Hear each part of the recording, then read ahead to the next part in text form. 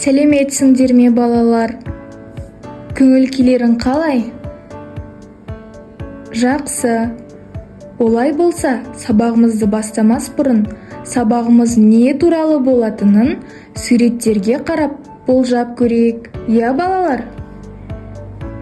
Суреттен не көріп тұрсыңдар? Жарайсыңдар балалар. Суретте бақа, бүркіт, бал, бұзау, балық көрсетілген екен, я? Сонымен, суреттегі жануарлар мен заттардың барлығы қай әріптен басталып тұр? Дұрыс айтасыңдар балалар, Б әріпінен басталып тұр, я? Бақа, бақылдадың, суға түсіп, қақылдадың, дірілдейсің, жаурадың ба? Суда нең бар, ақымағым? Бүгін біз Б әріпімен танысамыз. Оның да үлкен және кіші әріпі болады. Қанеки, айтып көріңдерші. Б. Балалар, байқадыңдар ма? Әріпті біз жаза аламыз және оқи аламыз. Ал дыбысты айта аламыз және ести аламыз. Б дыбысын созып айтуға болмайды. Ол еріннің бір-біріне әуелі нық тиіп, артынша кілт ашылуынан пайда болатын дыбыс Б. Б. Созып айта алмайтын дыбысты дауыссыз дыбыс деп атайды.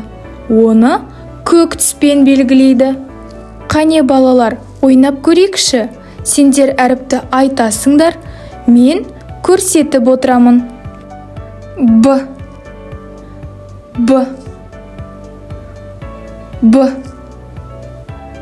Б. Жарайсыңдар балалар.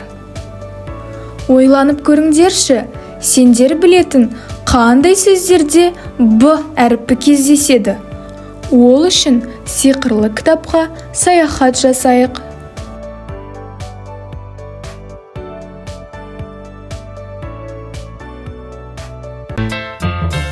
Б әріпі. Б әріпі. Бұлт. Бұлт. Бесік. Бесік. Бөпе. Бөпе. Балапан. Балапан. Бұғы. Бұғы. Бақа. Бақа. Балық. Балық. Барыс. Барыс. Бүркіт. Бүркіт.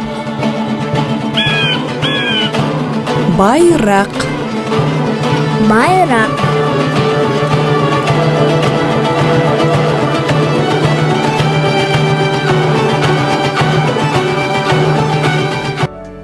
Міне осылай түзу сызықты жоғарыдан төмен қарай жүргіземіз және жартылай шеңбер сызамыз. Енді үстінен қысқа сызық жүргіземіз. Жарайсыңдар балалар. Үлкен Б әріпін енді дәптерге жазайық. Мұқият қараңдар балалар.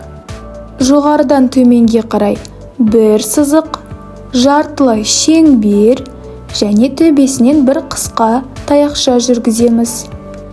Енді өздерің жазып көріңдерші. Қолдарыңнан келеді.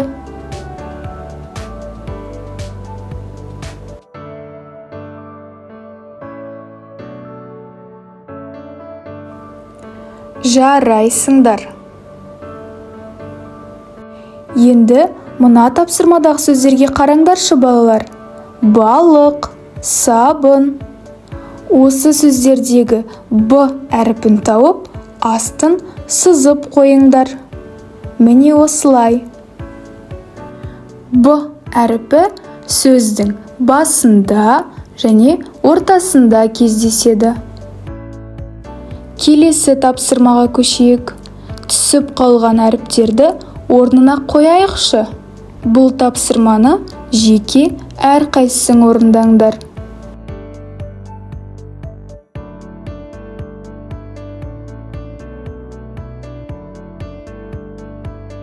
Кәне, қайталайықшы балалар. Бүгін біз қандай әріппен таныстық?